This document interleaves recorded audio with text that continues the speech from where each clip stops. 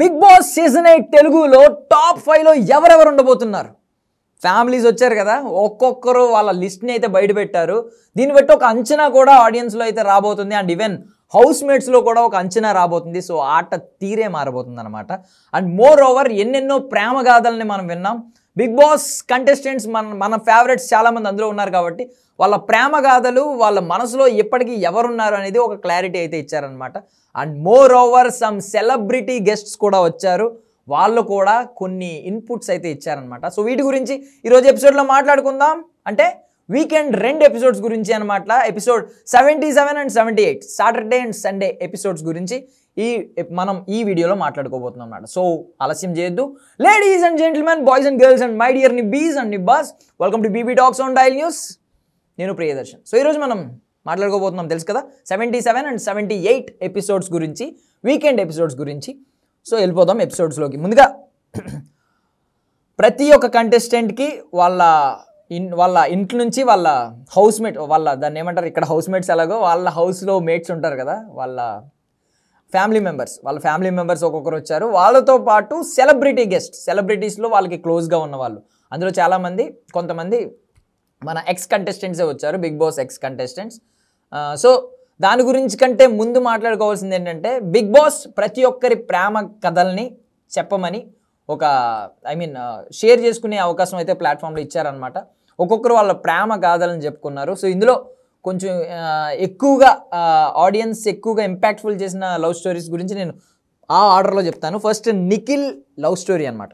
So Nikhil Kavya అని ఎక్కడ mention చేయలేదు, బట్ చాలామంది కావ్య గురించే చెప్తున్నాడు నిఖిల్ అని అనుకుంటున్నారు. చాలామంది ఇప్పటికీ అలాగే అనుకుంటున్నారు. బట్ ఎవరు అనేది నాకు కూడా పర్సనల్లీ కావ్య గురించే చెప్తున్నాడు అని అనిపించింది అనమాట. థింగ్ ఏంటంటే, నిఖిల్ ఇండస్ట్రీలోకి అడుగు పెట్టగానే ఫస్ట్ టైం ఆమెను చూడగానే ఈమె నా లైఫ్ పార్ట్నర్, నా వైఫ్ అని ఫిక్స్ అయిపోయాడంట. బాయ్స్ ఎప్పుడు అలాగే ఫిక్స్ అవుతారు. ఫిక్స్ అయిపోయిన తర్వాత ఎంతకైనా తెగిస్తారు. ఆమె ఎక్కడి నుంచి వచ్చింది, బ్యాక్గ్రౌండ్ ఏంటి, కలర్ ఏంటి, హైట్ ఏంటి, ఇలాంటివన్నీ కాకుండా బాయ్స్ ముందే ఫిక్స్ అయిపోతారని చెప్పాడు. అండ్ తను లవ్ చేసినప్పుడు ఆ లవ్ ఎట్ ఫస్ట్ సైట్లో ఆమె ఏమీ అతిలోక సుందరి కాదు, బట్ నాకు తెలిసిపోయింది ఆమె నా వైఫ్, నా అమ్మ తర్వాత అమ్మ లాంటిది అనే అంత క్లారిటీ నాకు వచ్చేసింది ఫస్ట్ సైట్లోనే అని చెప్పేశాడు. నాకు తెలిసి అందరూ అనుకునేది కావ్య గురించి. బట్ తను చెప్పిన థింగ్స్ ఏంటంటే, తను ఫస్ట్ టైం కలిసినప్పుడు ఆ అమ్మాయికి సైట్ ఉండేదంట బాగానే, ఒకటి 6 ఒకటి 7, ఒక ఐకి 6 ఒక ఐకి 7. సో గాగుల్స్తో ఉందంట, ఒక పోనీటైల్ వేసుకుని సంథింగ్. ఆ కాస్ట్యూమ్స్ కూడా ఫస్ట్ టైం ఆమెని ఏ డ్రెస్లో చూశాడు, ఎలాంటి డ్రెస్లో చూశాడు అనేది కూడా ఎక్స్ప్లెయిన్ చేస్తున్నాడు అనమాట. So but family members involve అయిన తర్వాత సెలక్షన్లో నేను సెలెక్ట్ చేసుకోలేకపోయాను, తనని చూస్ చేసుకోలేకపోయాను, సంథింగ్ కొన్ని ఇష్యూస్ అయినాయి. సో నిఖిల్ పాస్ట్ గురించి కూడా మనకి అందరికీ తెలుసు. సంథింగ్ తను లవ్ లైఫ్, మ్యారేజ్ లైఫ్ ఎలా బ్రేక్ అయినాయి ఒక్కొక్కటి అనేది మనకి క్లారిటీ ఉంది. సో స్టిల్ చాలామందికి నిఖిల్ బిగ్ బాస్ హౌస్లోకి ఎంటర్ అయినప్పుడే ఒక డౌట్ ఉంది. ఏంటంటే, నిఖిల్ కావ్య ఇంకా రిలేషన్లో ఉన్నారా, లేదు విడిపోయారా, అసలు వాళ్ళది లవేనా, ఇలాంటి డౌట్స్ చాలా ఉన్నాయి.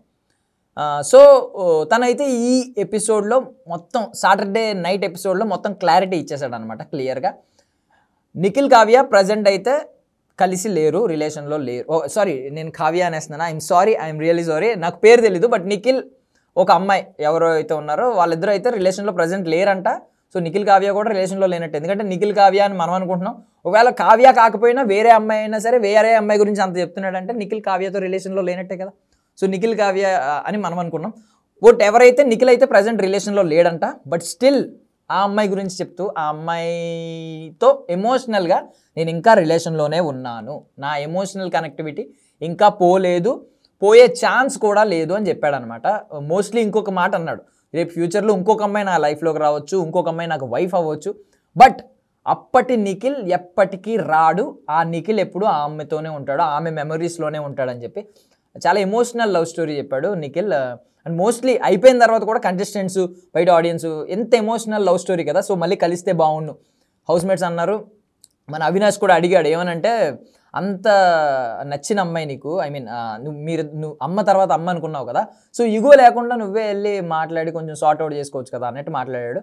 సో నిఖిల్ కూడా దానికి ఏం చెప్పాడంటే, లేదు నేను ఇప్పటికీ మాట్లాడతాను, ఈవెన్ ఈ సీజన్ అయిపోయిన తర్వాత, బిగ్ బాస్ సీజన్ 8 అయిపోయిన తర్వాత కూడా ఫినాలే అయిపోయిన తర్వాత నేను వెళ్ళి ఆమె ముందు నిలబడతాను, ఆమె కొట్టినా పర్లేదు, ఆల్రెడీ దెబ్బలు తిన్నాను చాలాసార్లు, ఇప్పటికి కూడా తినడానికి రెడీగా ఉన్నాను, ఆమె ఏం చేసినా నేను ఇంకా ఫైట్ చేస్తూనే ఉంటాను, ఆమె వద్దన్న ఫైట్ చేస్తూనే ఉంటాను, ఆమెకు అర్థమయ్యే వరకు చెప్తాను, ఒకవేళ సిచ్యుయేషన్స్ బ్యాడ్ అయితే ఈ లేపుకెళ్ళిపోయి పెళ్లి చేసుకుంటాను అని కూడా కొంచెం ఒక వైల్డ్ స్టేట్మెంట్ సరదాగా ఇచ్చాడు. బట్ చాలా డీప్ లవ్ స్టోరీ లాగా అనిపించింది అనమాట చాలామందికి. సో ఈ లవ్ స్టోరీ తర్వాత ఏంటంటే యష్మి విషయంలో కూడా క్లారిటీ వచ్చింది. అంటే నిఖిల్ యష్మిని కొంచెం ఇష్టపడుతున్నాడా, ఏమన్నా తర్వాత బయటికి వెళ్ళిన తర్వాత ఏమన్నా ఇది లవ్ స్టోరీగా మారబోతుందా అనే డౌట్స్కి అయితే, ఇలాంటి డౌట్స్కి చెక్ పెట్టినట్టయితే అనిపించింది నాకు. ఫుల్ స్టాప్ పెట్టేశాడు ఇక డౌట్స్కి. సో నిఖిల్ మనసులో అయితే ఆ అమ్మాయే ఉంది. ఆ అమ్మాయి ఎవరనేది మరి మనకు తెలియదు, తను కావ్యానా వేరే అమ్మాయి అనేది కూడా మనకి క్లారిటీ అయితే లేదు. బట్ మ్యాటర్ అయితే ఇదనమాట, నిఖిల్ ఇంకా స్టిల్ ఆ అమ్మాయిలోనే స్ట్రక్ అయిపోయాడు. ఈ నవంబర్ డేట్ కూడా చెప్పాడు, 22nd 23rd 6 years అవుతుంది ఆ అమ్మాయి నా లైఫ్లోకి వచ్చి అని చెప్పి కూడా చెప్పాడు. సో చాలామంది ఆ హౌస్ మేట్స్ కూడా బయటికి వెళ్ళిన తర్వాత ప్లీజ్ ఆ అమ్మాయి కన్సిడర్ చేయాలి నిన్ను, మళ్ళీ ఆ అమ్మాయి నీతోనే ఉండాలి అని కోరుకుంటున్నాం అని చెప్పి చాలామంది విష్ చేశారు. బయట ఆడియన్స్ కూడా చాలామంది, ఒకవేళ అది ఎవరైనా అవ్వచ్చు, ఒకవేళ కావ్య అయితే ఇంకా హ్యాపీ ఫీల్ అవుతారు బయట ఆడియన్స్. బట్ ఏదైనప్పటికీ మళ్ళీ జరగాలి అనే, కలవాలనే చాలామంది కోరుకున్నారు. అండ్ మోర్ ఓవర్ ఈ చెప్పాను కదా యష్మి విషయంలో అయితే చెక్ అయితే పెట్టేశాడు అనమాట. క్లారిటీ, చాలా క్లారిటీ ఇచ్చాడు. ఇదే క్లారిటీ కంటిన్యూ అయితే సీజన్ మొత్తం బాగుంటుందని నేను కోరుకుంటున్నాను. And next tasty Teja love story గురించి నేను మీకు చెప్పబోతున్నాను. టేస్టీ తేజ ఒక నార్త్ ఇండియన్ అమ్మాయితో తన చదువుకునేటప్పుడు కాలేజ్ టైంలో కొంచెం నడిచిందనమాట, కొంచెం ఆ క్లాసెస్లో అది తను చూస్తూ ఉండేదంట. సో మనోడు వెళ్ళి ఒకరోజు దగ్గర అయ్యాడు, ఇలా తర్వాత అడిగాడంట. అడిగితే ఆ అమ్మాయి కూడా పాజిటివ్గా చెప్పిందంట, ఇష్టమా ఏంటి నీకేమన్నా ఉందా అని చెప్పి అడిగితే ఆమె కూడా పాజిటివ్గా చెప్పిందంట. తర్వాత లాక్డౌన్ తర్వాత ఇద్దరు ఆపోజిట్ ఫ్లాట్స్, ఒకే అపార్ట్మెంట్లో ఫ్లాట్స్ తీసుకోవడం, వాళ్ళిద్దరు ఇంకా లవ్ పరంగా చాలా కనెక్ట్ అయ్యారంట, బాగా కనెక్ట్ అయ్యారు అని చెప్పాడు. అంటే దాని మీద కొంచెం జోక్స్ కూడా, ఈవెన్ అవినాష్ కూడా ఏంటి తేడా కొడుతుంది సీనా ఏదో అని చెప్పి సంథింగ్, అంటే ఎవరికైనా అనిపిస్తుంది కదా, ఒకే అపార్ట్మెంట్లో 2 ఫ్లాట్స్ తీసుకున్నాం, లేదంటే 2 వేరు అపార్ట్మెంట్స్ దగ్గర నియర్ బై ఉన్నాం అని చెప్పినప్పుడు ఎవరికైనా అలాంటి మాటలు అంటారు కదా. సో అలాగే అన్నాడు అవినాష్. సో ఆ తర్వాత అలా అయిన తర్వాత బాగా క్లోజ్ అయిన తర్వాత కూడా ఒకరోజు ఆ అమ్మాయి ఇంటికి వెళ్ళి గ్యాప్ తర్వాత మళ్ళీ తిరిగి వచ్చిన తర్వాత బ్రేకప్ అని చెప్పిందంట. సో మా ఇంట్లో వాళ్ళు, అంటే నువ్వు చూడడానికి నువ్వు బాగుంటావు కదా, తను కూడా బాగుంటే బాగుంటుంది, నీ పక్కన ఉండే అబ్బాయి కూడా అని చెప్పడం. సో మీ ఇంట్లో వాళ్ళకి నచ్చకపోతే నేను గౌరవిస్తాను, నేను బ్రేకప్ చెప్పుకుంటాను, వద్దు సరే నీ ఇష్టం అని చెప్పి టేస్టీ తేజ అనడం. తర్వాత ఆ అమ్మాయికి పెళ్ళి అయిపోయిందంట, ఇప్పుడు 2 years ఎంత అవుతుంది అనుకుంటా పెళ్ళి అయ్యి. సో ఆమె అయితే మళ్ళీ ఒకసారి ఫోన్ చేసి ఒక 6 months తర్వాత ఎప్పుడు ఫోన్ చేసి 6 months తర్వాత కాదు, బిగ్ బాస్కి వెళ్ళి వచ్చిన తర్వాత లాస్ట్ సీజన్లో మన టేస్టీ తేజ బిగ్ బాస్కి వచ్చి మళ్ళీ బయటకు వచ్చిన తర్వాత ఒక 6 months తర్వాత టేస్టీ తేజకి ఫోన్ చేసి sorry I did a mistake, నువ్వు ఇంకా నిన్ను మిస్ అయ్యాను, తప్పు చేశాను అనే ఫీలింగ్లో కొంచెం ఆ మాట అన్న తర్వాత టేస్టీ తేజకి ఇంకా బాధేసిందంట. ఈవెన్ దో తన పెళ్ళికి వెళ్ళి మరి ఫుడ్ తిని వచ్చానని కూడా చెప్పాడు. సో దీని త్రూ ఏంటంటే బయట ఫ్యూచర్లో అమ్మాయిలకి ఒక ఏంటంటే జనరల్లీ మనం సరదాగా మాట్లాడుకుందాం, మనం ఒక ఫ్రెండ్ని మనం ఎలా టీజ్ చేస్తాం అదేవిధంగా టేస్టీ తేజ గురించి మాట్లాడుకుంటే నార్మల్గా మన ఫ్రెండ్స్ని ఏమంటాం, కష్టపడి విత్తనాలు వేసుకోవాలి, ఒక్కొక్క అమ్మాయికి అంటూ ఉంటాం కదా విత్తనాలు బాగానే జల్లుతున్నాం అని చెప్పి. బట్ టేస్టీ తేజ ఏం చేశాడంటే ఈ బిగ్ బాస్ ప్లాట్ఫామ్ త్రూ ఒక మంచి స్టోరీ చెప్పి, నేను మా అమ్మ తర్వాత అమ్మలా చూసుకుంటాను, మా అమ్మని ఎలా చూసుకుంటానో అలాగే చూసుకుంటానని చెప్పి ఒకే విత్తనం విసిరాడు. బట్ అదేంటంటే ముక్కలై విచ్ఛిన్నమై న్యూక్లియర్ బాంబు ఫార్ములా ఉంటుంది కదా, చిక్ చిక్ చిక్ చిక్ చిక్ విచ్ఛిన్నం అవుతూ ఉంటుంది కదా, fission and fusion something. So అలాగా ఒక డైలాగ్ విత్తనం వేసినట్టు వేసాడు. బయట నాకు తెలిసి చాలామంది అమ్మాయిలకి ఒకవేళ టేస్టీ తేజని మీద ఇప్పుడు నుంచి కొంచెం ఈ కార్నర్ స్టార్ట్ అయ్యే ఛాన్స్ ఉంది. అంటే టేస్టీ తేజ మంచోడు, బాగా చూసుకుంటాడు, పెళ్లి చేసుకుంటే ఎలాంటి అబ్బాయిని బాగుంటుంది, irrespective of personality everything. Tasty Teja మనసుని, తన పర్సనాలిటీ కావచ్చు, లేదంటే తన సెన్స్ ఆఫ్ హ్యూమర్తో పాజిటివ్గా చాలామంది చూస్తారు, తన కెరియర్ సక్సెస్ చూసి చాలామంది పాజిటివ్గా చూస్తారు, అండ్ తన ఫేమ్ ఎలా ఉంది దాన్ని బట్టి కూడా చాలామంది పాజిటివ్గా చూస్తారు. పర్సనాలిటీ వైజ్ కొంతమంది నెగిటివ్గా కూడా చూడొచ్చు. బట్ ఇవన్నీ ఇర్రెస్పెక్టివ్ ఆఫ్ ఇవన్నీ తుడిచిపెట్టుకుంటే టేస్టీ తేజ మంచి మనసు, వచ్చిన అమ్మాయిని చాలా బాగా చూసుకుంటాడు, అమ్మలా చూసుకుంటాను అంటున్నాడు అనేది ఒక విత్తనం డింగ్ అని ఎంత విచ్ఛిన్నమై చాలా విత్తనాలుగా మారిందనమాట. సో బయటకు వచ్చిన తర్వాత మనోడికి ఆప్షన్స్ పెరిగే ఛాన్స్ అయితే ఉందనమాట. జస్ట్ క్యాజువల్లీ ఒక ఫ్రెండ్ని టీజ్ చేసినట్టు ఎలా మాట్లాడుకున్నావు అలాగే మాట్లాడాను అనమాట. Next tasty Teja love story కూడా బాగుంది. నెక్స్ట్ రోహిణి విషయానికి వస్తే రోహిణి ఒక అబ్బాయిని ఇష్టపడిందంట. సో ఆ అబ్బాయి ఫస్ట్ అంత ఇంట్రెస్ట్ లేదు అన్నట్టు మాట్లాడి అలా ఇది సీరియస్ ఇష్యూ యాక్చువల్లీ. ఏంటంటే చాలామంది క్లారిటీ ఇవ్వరు. ఈవెన్ నిఖిల్ యష్మి విషయంలో కూడా క్లారిటీ ఇవ్వక నిఖిల్ చాలా ఇష్యూస్ అయినాయి. ఈరోజు మనం ప్రోమో కూడా చూస్తున్నాం కదా, ఈరోజు ఈవినింగ్ వచ్చే ఎపిసోడ్లో కూడా పెద్ద గొడవలు దుమారమే రేపబోతుంది. సోనియా ఆకుల వచ్చి దాని గురించే క్వశ్చన్ చేసింది. యష్మి సోనియా కూడా కొట్టుకుంటున్నారు. యష్మి డైరెక్ట్ క్వశ్చన్ చేసింది, నీ వల్ల నేను బ్యాడ్ అయిపోయానని చెప్పి. సో ఈ క్లారిటీ ఇవ్వడం అనేది చాలా ఇంపార్టెంట్. మనం డ్రాగ్ చేస్తున్నామంటే 2 అర్థాలు ఉంటాయి. ఒకటి, నీ మొహమాటంతో నువ్వు డ్రాగ్ చేయొచ్చు, బట్ అది కన్వే అయ్యేది ఎలా ఉంటుందంటే నీకు అది నచ్చి నువ్వు ఎంటర్టైన్ చేస్తున్నావు, కొన్నాళ్ళు తిప్పించుకోవాలనుకుంటున్నావు, ఒక మనిషిని కావాలని వెనక తిప్పించుకోవాలనుకుంటున్నావు అనే సెన్స్ వస్తుంది. ఇంకొకటి, కొంతమంది మొహమ్మద్ చెప్పేయడం వల్ల ఏంటంటే క్లారిటీ వస్తుంది. మొహమాటం వల్ల చెప్పలేకపోయావా, లేదు నీకు తిప్పించుకోవడం ఇష్టమా ఒక అబ్బాయిని కానీ ఒక అమ్మాయిని కానీ అనే క్లారిటీ వస్తుంది కాబట్టి, అనే సెన్స్ వస్తుంది కాబట్టి ఖచ్చితంగా ఎవరైనా సరే ఇది చాలా లైఫ్లో అప్లై చేయాల్సిన విషయం. ఒకరు ఎవరైనా మనల్ని ఇష్టపడుతున్నారంటే ఒక టైం వస్తుంది, పర్టికులర్ టైంలో. నువ్వు ప్రతిసారి చెప్పేయక్కర్లేదు నా లైఫ్లో ఇంకొక అమ్మాయి ఉందని. బికాస్ నా లైఫ్లో ఇంకొక అబ్బాయి ఉన్నాడు, నా లైఫ్లో ఇంకో అమ్మాయి ఉందని చెప్పక్కర్లేదు. ఎందుకంటే ఏంటంటే నీ పర్సనల్ లైఫ్ గురించి పబ్లిక్లో ఎవరికి చెప్పక్కర్లేదు. అంటిల్ అన్లెస్ దాన్ని వాళ్ళు క్లోజ్ అయ్యి వాళ్ళతో నువ్వు షేర్ చేసుకోవాలనుకుంటే మాత్రమే చెప్పాలి. ఎందుకంటే అది నీ పర్సనల్ స్పేస్ కాబట్టి నువ్వు నీ పర్సనల్ థింగ్స్ అందరితో చెప్పాల్సిన అవసరం లేనే లేదు. బట్ ఏంటంటే ఒక పర్టికులర్ టైం వస్తుంది, ఆ టైంలో కొంచెం కొంతమందిని కొంతమందికి మనం చెప్పాల్సిన బాధ్యత ఉంటుంది.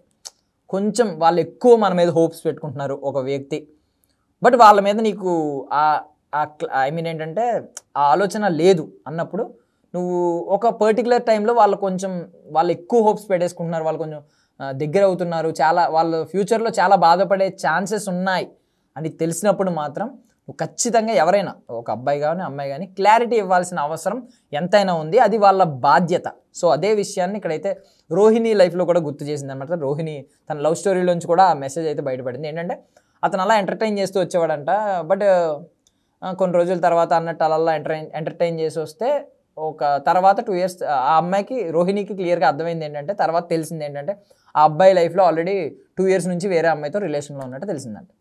సో దానికి అంటే రోహిణికి ఏమని చెప్పాడంటేనంట, నేను ఇప్పుడు పెళ్లి చేసుకుంటావా, నీకు ఏమైనా ఇంట్రెస్ట్ ఉందా అని అడిగినప్పుడు, పెళ్లి మీద నాకు ప్రజెంట్ ఇంట్రెస్ట్ లేదు, నేను ఇంకా అప్పులు ఉన్నాయి, సో ఆ అప్పులన్నీ క్లియర్ చేసుకుని ఫైనాన్షియల్గా సెటిల్ అయ్యాక చేసుకుంటానా అన్నాడంట. బట్ అంతేగాని నిన్నైతే నేను చేసుకోలేను, నాకు వేరే ఉన్నాయి, నేను చెప్పుకోలేను కానీ కొన్ని థింగ్స్ ఉన్నాయి, సో నీ మీద అయితే నాకు ఆ ఒపీనియన్ లేదు, పెళ్లి చేసుకోవాలనే ఒపీనియన్ లేదు, ఇలా చెప్పేసి ఉంటే రోహిణి కూడా అప్పటికప్పుడే ఓకే కొంచెం బాధపడేది, కట్ చేసుకునేది. బట్ ఏమైందంటే ఇలా చెప్పడం వల్ల నేను సెటిల్ అయ్యాక చేసుకుంటాను అంటే ఎవరిని చేసుకుంటామని చెప్పలేదు సో రోహిణికి ఏమనుకుందంటే, ఓకే తను ఫైనాన్షియల్గా కొంచెం ఈ స్టేబుల్ అయిన తర్వాత, తను అప్పులు తీర్చేసుకున్న తర్వాత, ఈ కైండ్ ఆఫ్ అయిన తర్వాత తను చేసుకుంటాడేమో నన్నే అనుకుని ఉంటుంది కొంచెం. బట్ తర్వాత తను ఆల్రెడీ 2 years నుంచి వేరే అమ్మాయితో రిలేషన్లో ఉన్నాడు అని తెలిసినప్పుడు కొంచెం బాధపడిందంట. తనని అడిగితే తను అన్నాడంట, నేను ఆల్రెడీ చెప్పాను కదా నాకు ఇంట్రెస్ట్ లేదని. ఇంట్రెస్ట్ లేదు వేరు, నీ మీద ఇంట్రెస్ట్ లేదు అనేది వేరు.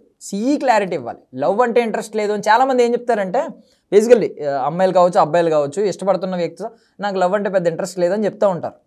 బట్ చెప్పొచ్చు, తప్పేం లేదు, అలా చెప్పుకుని ఈజీగా ఎస్కేప్ అవ్వడం అది ఓకే. బట్ ఒక పర్టికులర్ టైం పీరియడ్ వరకు మాత్రమే ఆ ఆన్సర్ వ్యాలిడ్ ఉంటుంది. ఒక్కొక్క టైంలో వాళ్ళు ఇంకా దగ్గర అవుతున్నారు, వాళ్ళ పాపం హోప్స్ పెంచుకుంటున్నారు అన్న దశలో ఖచ్చితంగా అది నీ బాధ్యత. నువ్వు ఖచ్చితంగా వాళ్ళకి క్లారిటీ ఇవ్వాల్సిన బాధ్యత నీ మీద ఉంది. నువ్వు క్లారిటీ ఇచ్చి తప్పుకోవాలి, అది నీ బాధ్యత. వాళ్ళు రేపు పొద్దున్న నీ వల్ల ఎవరన్నా ఒక వ్యక్తి బాగా డీప్గా హర్ట్ అయ్యాడంటే అది నీ మీదకి వస్తుంది, ఆ బ్లేమ్ నిందించే హక్కు కూడా ఉందన్నమాట. సో ఇదైతే రోహిణి లవ్ స్టోరీ నుంచి మనం అయితే అర్థం చేసుకున్నాం. యష్మి లవ్ స్టోరీ కూడా ఒకటి ఉంది. యష్మిని కూడా ఒకరు కెరియర్ స్టార్టింగ్లో తను కాలేజ్ లైఫ్లో ఉండగానే చాలా మిస్టేక్స్ చేస్తూ ఉండేదంట. బట్ తన యాంకర్ అవ్వాలని అనుకుందంట. ఆ టైంలో ఒక వ్యక్తి ఎవరో తనకి కెరియర్ పరంగా లైఫ్ పరంగా చాలా గైడ్ చేస్తూ ఉండేవాడంట, చాలా గైడెన్స్ ఇచ్చేవాడంట. ఇప్పటికీ కూడా తన లైఫ్లో ఆ వ్యక్తి ఉన్నాడంట. బట్ ఏమైందంటే అతన్ని మాత్రం ఈమె ఒక పర్టికులర్ టైంలో ఫ్యామిలీ చాలు, వద్దు నాకు ఇది అని అనుకుందంట. కొంచెం దగ్గర అయ్యాను కానీ కొంచెం ఫ్యామిలీ చాలు అని చెప్పి నేను ఆ తర్వాత కట్ చేసుకున్నాను అని చెప్పి చాలా చెప్పిందనమాట. ఇప్పటికీ కూడా అతను నా లైఫ్లో ఒక మంచి గైడెన్స్ ఇస్తున్నాడు, నేను దానికి హ్యాపీ అతను నా లైఫ్లో ఉన్నందుకు. ఈ జన్మలో అయితే అతను నేను పెళ్లి చేసుకోను, నాకు నెక్స్ట్ జన్మ అంటూ ఉంటే నిన్నే చేసుకుంటానని చెప్పి ఒక మాట అనేసింది. ఓకే, వినడానికి చాలా పొయిటిక్గా ఉంది, అది ఏ ఎమోషన్లో యష్మి అందో కానీ ఇది కూడా మనం ఆలోచించుకుంటే సేఫెస్ట్ ఆన్సర్లా ఉంటుంది. ఇది పక్కా సేఫెస్ట్ ఆన్సర్లా ఉంటుంది. ఈ జన్మలో కష్టం కానీ వచ్చే జన్మలో చేసుకుంటాను అంటే అది వచ్చే జన్మలో పక్కాగా ఎలా చేసుకుంటాం, వచ్చే జన్మ ఎలా పుడతామో తెలియదు, ఏ జన్మ ఐ మీన్ ఉందో లేదో కూడా తెలియదు. ఫస్ట్ ఆఫ్ ఆల్ వచ్చే జన్మ అంటూ ఉంటుందా? సైన్స్ పరంగా నాకైతే ఐడియా లేదు. చాలామంది సైన్స్ పరంగా వ్యతిరేకించవచ్చు, కొంచెం రిలీజియన్ పరంగా ఈ డివోషనల్ స్పిరిచువల్ పరంగా చాలామంది బిలీవ్ చేయొచ్చు. ఒకవేళ జన్మిస్తే కొంతమంది ఏమంటారు, మళ్ళీ మనిషిగానే పుడతావా జంతువుగా పుడతావా అంటూ ఉంటారు. ఒకవేళ జంతువుగా పుడితే, ఒకవేళ మనిషిగానే పుట్టినా నీ ఆపోజిట్ పర్సన్కి నువ్వు ఇప్పుడు మాటిస్తున్నావు, కానీ వచ్చే జన్మలో పక్కా అతను నీ దగ్గరే పుడతాడు, నిన్నే పెళ్లి చేసుకుంటాడని నమ్మకం ఏంటి, నిన్ను కలుస్తాడు అనే నమ్మకం ఏంటి అసలు అట్లీస్ట్? సో ఇది సేఫెస్ట్ ఆన్సర్లా ఉంటుంది. వచ్చే జన్మలో నేను ఖచ్చితంగా చేసుకుంటాను అనేది, వచ్చే జన్మ అంటూ ఉంటే నిన్నే చేసుకుంటా అనేది సేఫెస్ట్ ఆన్సర్. ఎవరైనా ఇస్తూ ఉంటారు కదా, సేఫెస్ట్ ఆన్సర్లా ఉంటుంది లాజికల్ పరంగా ఆలోచిస్తే. బట్ వాళ్ళు ఒకవేళ నిజంగా డీప్ ఎమోషన్స్తో ఆ మాట అంటే తప్పట్లేదు, నిన్ను ఇంక చేసుకోలేను, ఈ వచ్చే జన్మ అంటూ ఉంటే నిన్నే చేసుకుంటాను అనేది ఒకవేళ వాళ్ళు డీప్ ఎమోషన్స్తో అంటే అది ఓకే, వాళ్ళ పరంగా వ్యాలిడ్ అనే అనుకోవాలి. బట్ లాజికల్గా ఆలోచిస్తే దరిద్రమైన ఆన్సర్ అని నేను ఫీల్ అవుతాను. ఇల్లాజికల్ ఆన్సర్ అది, లాజికల్గా ఆలోచిస్తే. Okay, done. నెక్స్ట్ పృథ్వీ కూడా ఒక లవ్ స్టోరీ చెప్పాడు. పృథ్వీ కూడా ఒక అమ్మాయితో కొంచెం నడిచిందంట. పృథ్వీ వెళ్ళి వేరే ఫ్రెండ్ కూడా పృథ్వీతో పాటు పృథ్వీ ఫ్రెండ్ కూడా ఆమెను ఇష్టపడేవాడంట. సో ఈ కాంపిటీషన్ ఇవన్నీ నడుస్తున్నప్పుడు పృథ్వీ వెళ్ళి ప్రపోజ్ చేశాడంట. అసలు నీ పేరేంటి అని అడిగిందంట ఆ అమ్మాయి. పృథ్వీ పేరు అఫ్కోర్స్ ఆ టైంలో కాలేజ్లో అందరికీ తెలుసు, బట్ స్టిల్ ఆ అమ్మాయి నన్ను అడిగింది అని సంథింగ్ ఏదో చెప్పాడు. సో ఆ తర్వాత కూడా తినకి కొంచెం ఈగో హర్ట్ అయ్యి ఏంటి తెలిసిన పేరు అందరికీ అయినా సరే అడిగిందని చెప్పి కొంచెం బాధపడ్డాడంట. తర్వాత ఆ అమ్మాయే తిన నెంబర్ తీసుకుని ఆ అమ్మాయే ప్రపోజ్ చేసిందంట. సో ఇక్కడ నుంచి ఒక్కటే నేర్చుకోండి ఏంటంటే, మనం ఎవరినన్నా అప్రోచ్ అయినప్పుడు ఒక అమ్మాయి కావచ్చు, లేదంటే ఒక అమ్మాయి అబ్బాయిని కావచ్చు, అబ్బాయి అమ్మాయిని కావచ్చు, అప్రోచ్ అయినప్పుడు వాళ్ళు మనల్ని ఒక్కొక్కసారి ఇలాంటి మాటలు అనొచ్చు. అసలు ఎవరు నువ్వు తెలిసినా సరే అసలు ఎవరు నువ్వు అని అనొచ్చు. వాళ్ళు తెలియకపోయినా అన్నా సరే మనకు అనిపించవచ్చు ఏంటి ఇలా మాట్లాడారు, కొంచెం నెగిటివ్గా మాట్లాడవచ్చు చాలామంది. అలాంటప్పుడు ఏంటంటే మీ రెస్పెక్ట్ మీరు కాపాడుకోవాలనుకుంటే స్పేస్ ఇచ్చేయండి. వాళ్ళు కొంచెం నెగిటివ్గా ఉన్నారు ఆ టైంలో అనిపించినప్పుడు స్పేస్ ఇచ్చేసాం అనుకోండి వాళ్ళకి, వాళ్ళే మనల్ని అప్రోచ్ అవుతారు. ఇది పృథ్వీ లవ్ స్టోరీ నుంచి మనం నేర్చుకోవచ్చు. సో పృథ్వీ కూడా ఇక్కడ అంతే. ఏమైందంటే పృథ్వీ అలా అన్నప్పుడు కొంచెం బాధపడ్డాడంటే తర్వాత ఆ అమ్మాయే మనోడు నెంబర్ తీసుకుని ఆ అమ్మాయే ప్రపోజ్ చేసింది. అర్థమైంది కదా? సో ఇలా ఉంటుంది అనమాట. మనం వాళ్ళకి స్పేస్ ఇస్తే మన రెస్పెక్ట్ మనం కాపాడుకున్న వాళ్ళం అవుతాం. ఏ లవ్ అయినా ఫ్రెండ్షిప్ అయినా ఏ రిలేషన్ అయినా కూడా మనిషికి రెస్పెక్ట్ ఉండాలి. రెస్పెక్ట్ లేకపోతే ఏ రిలేషన్ నిలబడదు. చాలామంది ఏమనుకుంటాం అంటే బెస్ట్ ఫ్రెండ్స్ మధ్య వీడికి రెస్పెక్ట్ ఏంటి, రెస్పెక్ట్ ఇచ్చేది లేదు అని అనుకుంటాం. రెస్పెక్ట్ ఇవ్వట్లేదు, ఫ్రెండ్స్ మధ్య రెస్పెక్ట్ ఉండదని. బట్ డీప్గా చూసుకుంటే ఒక ఫ్రెండ్కి ఇంకో ఫ్రెండ్ మీద చాలా రెస్పెక్ట్ ఉంటుంది. పైకి డిస్రెస్పెక్ట్ చేస్తూ సరదాగా అని చెప్పి వాడిని తిడుతూ అందరి ముందు చులకన చేస్తూ సరదాగా మాట్లాడతారు తప్ప ఒక డీప్ రెస్పెక్ట్ ఉన్న వ్యక్తులు మాత్రమే ఏ రిలేషన్లో అయినా కలిసి ఉంటారు. ఒకరి మీద ఒకరికి నమ్మకం, trust and respect. So first of all respect అనేది కూడా చాలా మెయిన్ థింగ్. కాబట్టి ఎవరైనా మీరు అప్రోచ్ అవుతున్నప్పుడు ఒక లవ్ స్టోరీలో మీరు లవ్ చేసిన వాళ్ళని అప్రోచ్ అవుతున్నప్పుడు వాళ్ళు కొంచెం నెగిటివ్గా అనిపించినప్పుడు మీ రెస్పెక్ట్ని మీరు కాపాడుకోండి. సెల్ఫ్ రెస్పెక్ట్ ఎంత ఇంపార్టెంటో వాళ్ళ దగ్గర రెస్పెక్ట్ కూడా అంతే విధంగా కాపాడుకోవాలి. మ్యూచువల్ రెస్పెక్ట్ అనేది చాలా అవసరం. వాళ్ళకి మనం రెస్పెక్ట్ ఇవ్వాలి, వాళ్ళ ఒపీనియన్ని మనం రెస్పెక్ట్ చేయాలి. సో దట్ వాళ్ళు కూడా మన తర్వాత మన ఒపీనియన్ కూడా రెస్పెక్ట్ చేసి వాళ్ళు రియలైజ్ అయ్యి వచ్చే ఛాన్స్ కూడా ఉంది మన లైఫ్లోకి. సో ఇదనమాట పృథ్వీ. అండ్ లాస్ట్లీ నబీల్ది ఒక ఫన్నీ లవ్ స్టోరీ చెప్పాడు. తన స్కూల్ టైంలో ఏదో లవ్ స్టోరీ చెప్పాడు. ఒక అమ్మాయికి చాక్లెట్ ఇచ్చాను అని చెప్పి ఆ అమ్మాయి ఒప్పుకోలేదంట. ఈ మనోడు ప్రపోజ్ చేయకముందే నువ్వు ఏదో అనుకుంటున్నావు, మా ఇంట్లో స్ట్రిక్ట్, ఇలాంటివి మాకు కుదరదని చెప్పిందంట. తర్వాత పోనీ ఫ్రెండ్స్గా ఉందామని అన్నాడంట. పోనీ ఫ్రెండ్స్ అయితే తర్వాత ఏమైనా ఛాన్స్ ఉంటుంది, ఆ అమ్మాయి కొంచెం పడే ఛాన్స్ ఉంటుంది, ఇంప్రెస్ అయ్యే ఛాన్స్ ఉంటుందని. బట్ తర్వాత చాక్లెట్ ఇస్తే చాక్లెట్ కూడా తీసుకోకుండా ఇచ్చేసిందంట. అప్పుడే ఫ్రెండ్ అయితే చాక్లెట్ కూడా తీసుకోకపోవడం ఏంటని చెప్పి అప్పటి నుంచి కొంచెం అది కట్ చేసుకున్నాడంట. సో ఇదైతే ఒక ఫన్నీ లవ్ స్టోరీ ఒకటి చెప్పాడు అనమాట. సో లవ్ స్టోరీస్ ఇవి కొంతమంది చెప్పారు, అందరివి చెప్పలేదు. బికాజ్ అవినాష్ లాంటి వ్యక్తులు చెప్పలేరు కాబట్టి తనకు ఆల్రెడీ పెళ్ళయింది కాబట్టి అందరూ చెప్పలేదు. కొంతమందికి చూపించారు. నిన్న ఎపిసోడ్లో అయితే కొంతమంది లవ్ స్టోరీస్ మాత్రమే మనకి చూపించారనమాట. అండ్ మోర్ ఓవర్ ఇక సెలబ్రిటీ గెస్ట్స్ గురించి, ఫ్యామిలీ మెంబర్స్ గురించి మాట్లాడుకుంటే ప్రతి ఒక్కరు టాప్ 5 అయితే పెట్టడం స్టార్ట్ చేశారు వెళ్ళిపోయేటప్పుడు. చాలామంది ఇన్పుట్స్ ఇచ్చారు, అందరినీ పొగిడారు. ప్రతి ఒక్కరు కూడా ఎవరిని తిట్టలేదు, అందరూ పొగుడుతూనే ఉన్నారు.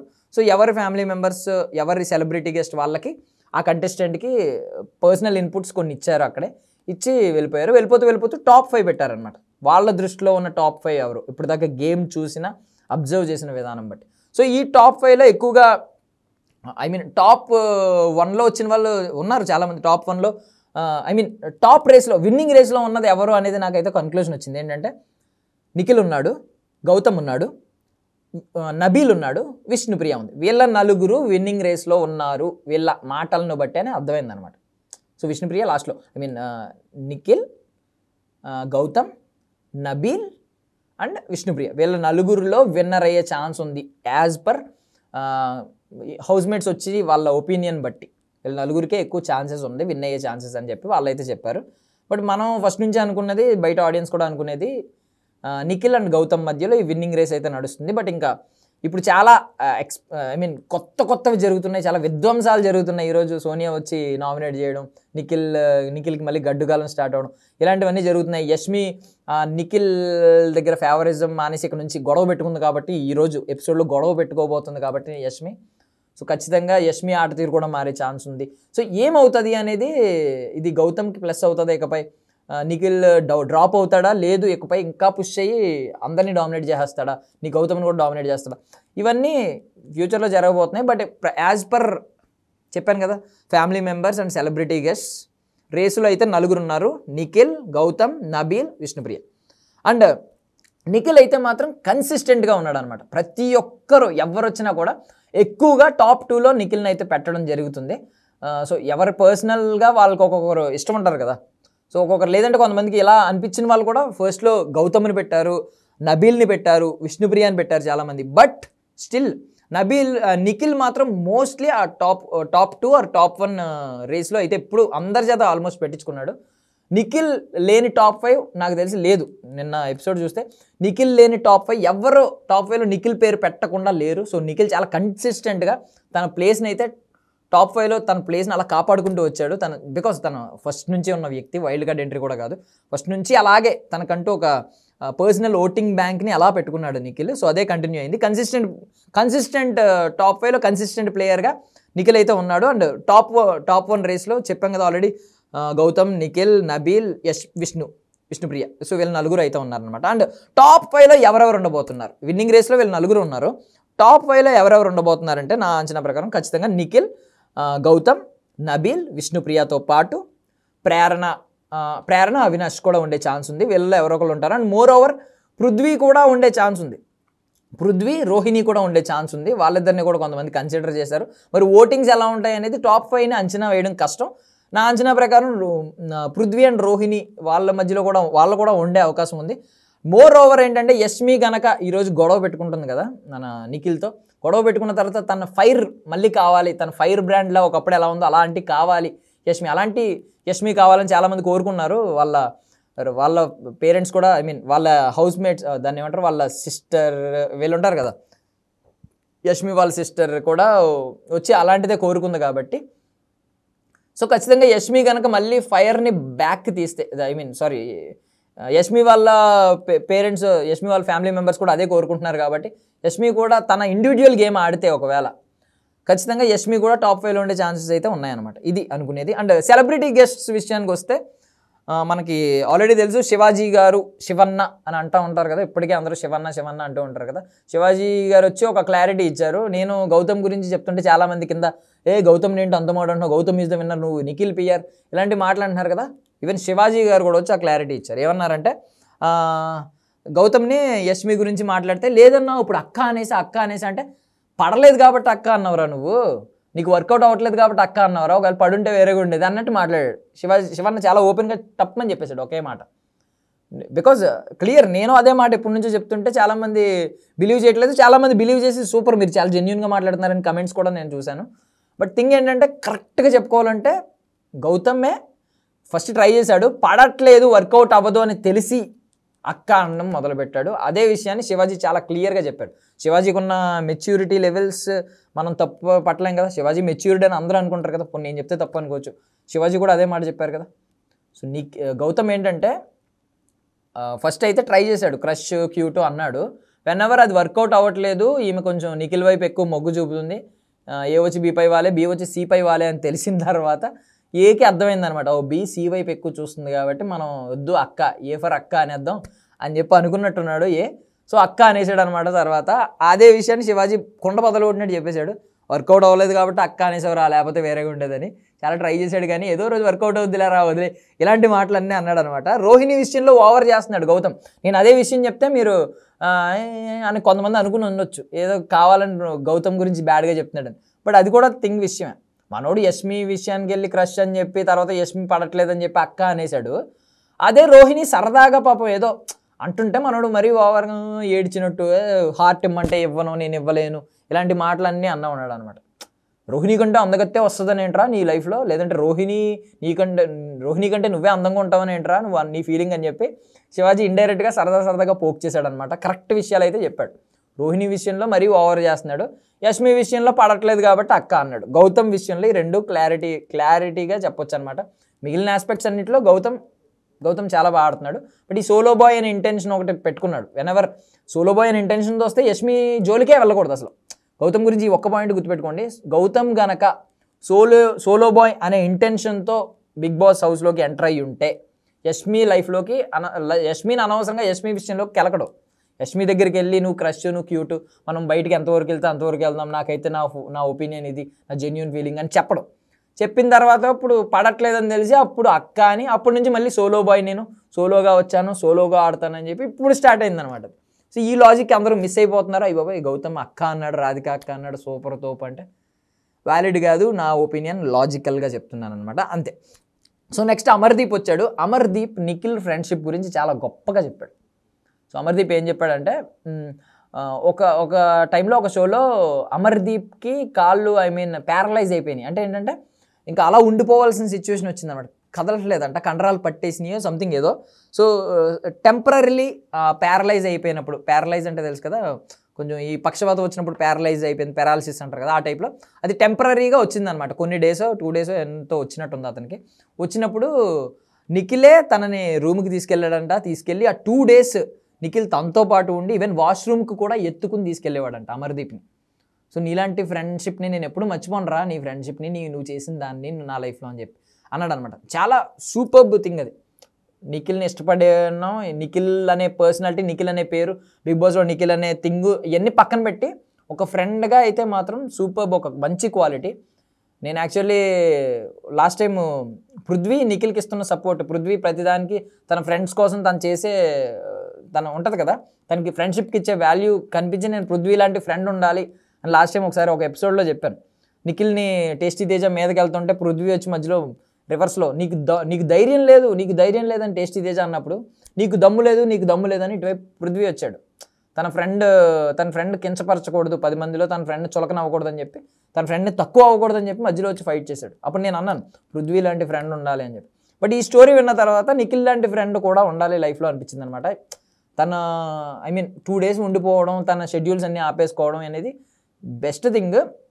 బికాజ్ ఒకవేళ షెడ్యూల్ నిజంగా 2 డేస్ హాలిడేసే అయినా సరే కూడా అలా తను 2 డేస్ తనతో పాటు, ఒక ఫ్రెండ్కి ఇలా నీడ్ వచ్చినప్పుడు తనతో పాటు ఉండిపోయే వాళ్ళు చాలా తక్కువ మంది ఉన్నారు. సో అలాంటి ఫ్రెండ్షిప్ అనేది చాలా ముఖ్యం. అమర్దీప్ కూడా ఆ విషయాన్ని చాలా బాగా చెప్పి, నిన్నెప్పుడు నేను మర్చిపోనరా, నువ్వు చేసిన విషయాన్ని, నీ ఫ్రెండ్షిప్ని నేను ఎప్పుడు మర్చిపోనరా అన్నాడు. సో అమర్దీప్ ఏమో ఒకటే మాట అన్నాడు, కప్పుతోనే రా వస్తే అని చెప్పి అన్నాడు.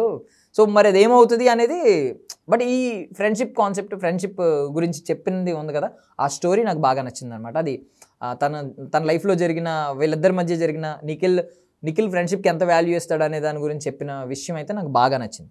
అండ్ విష్ణుప్రియ సిస్టర్ వచ్చింది. విష్ణుప్రియ సిస్టరే విష్ణుప్రియని విభేదించి మాట్లాడింది, ఇండివిజువల్గా ఆడు అని చెప్పి, కొంచెం పృథ్వీ గురించి కాకుండా ఇండివిజువల్గా ఆడు, నువ్వు గెలవాలని కోరుకుంటున్నావు అని చెప్పి సో ఆమె అయితే చెప్పింది అనమాట. సో మిగిలిన వాళ్ళందరూ కూడా ఆల్మోస్ట్ బాగానే చెప్పారు. ప్రేరణ వాళ్ళ సిస్టర్ కూడా వచ్చింది. ప్రేరణ వాళ్ళ సిస్టర్ అయితే మిస్ తెలంగాణ నేషనల్లో ఈ మిస్ యూనివర్స్ కాంపిటీషన్స్ ఉంటాయి కదా, దాంట్లో నేషనల్ లెవెల్లో తెలంగాణని రిప్రజెంట్ చేస్తూ, తెలంగాణ స్టేట్ని రిప్రజెంట్ చేస్తూ ఆమె మిస్ తెలంగాణ అచీవ్ చేసిందనమాట. దాని తర్వాత ఇంకోటి సుడోకు, దానిలో కూడా ఆమె అచీవ్ చేసింది, మిస్ సుడోకు సంథింగ్ ఏదో. సో ఆమె రెండు చూపించిన తర్వాత ప్రేరణ చాలా హ్యాపీ ఫీల్ అయింది, గర్వంగా ఫీల్ అయింది. ఈవెన్ దో ఆమె బిగ్ బాస్లో ఒక డాన్సర్ అంట. సో నాగార్జున గారితో డ్యాన్స్ చేస్తూ ఉంటారు కదా ఇంట్రడక్షన్ సాంగ్లో, అందులో ఆమె కూడా ఒక డాన్సర్ అంట. ఆమె చెప్తే ఐ మీన్ క్లియర్గా చెప్పారన్నమాట. ఎవరు నాగార్జున గారు చెప్పారు, ప్రేరణ నువ్వు ఇప్పుడు వచ్చావు సీజన్కి, నేను మీ చెల్లి మేము ఎప్పటి నుంచో బిగ్ బాస్లో ఉన్నామని చెప్పి ఆయన చెప్పారనమాట. సో ఇదైతే జరిగింది మొత్తం ఎపిసోడ్ వచ్చేసరికి. సో చూద్దాం, చాలా ట్విస్ట్స్ అండ్ టర్న్స్ జరుగుతున్నాయి. More over no elimination. Nabeel తన ఎవిక్షన్ షీల్డ్ యూజ్ చేసింది అందరికీ నచ్చింది. బికాజ్ అవినాష్ వల్ల కూడా ఆ ఎవిక్షన్ షీల్డ్ రావడానికి చాలా కారణం అయింది కాబట్టి అవినాష్కి అది ఇచ్చేశాడు. అవినాష్ సేవ్ అవ్వాలని చెప్పి ఇచ్చాడు. ఒకవేళ ఇవ్వకపోయి ఉంటే ఎవిక్షన్ షీల్డ్ ఖచ్చితంగా అవినాష్ ఎలిమినేట్ అయ్యేవాడు. మీరు కావాలంటే పెయింటింగ్ చూడండి, ఇది ముందుగా ప్రీ ప్లాన్డ్ నో ఎవిక్షన్ కాదు. చాలామంది ఏమనుకుంటున్నారంటే నో ఎవిక్షన్ అని చెప్పి ముందు నుంచి స్ప్రెడ్ అయిపోయింది ఆల్రెడీ. దాని గురించి ఏమనుకున్నారంటే ముందుగా నో ఎవిక్షన్ అని అనుకున్నారు. బట్ ఇది pre planned eviction, no eviction అయితే కాదు. ముందుగా మీరు పెయింట్స్ చూస్తే రెడ్ పెయింట్ అదే అవినాష్ మీద పడింది.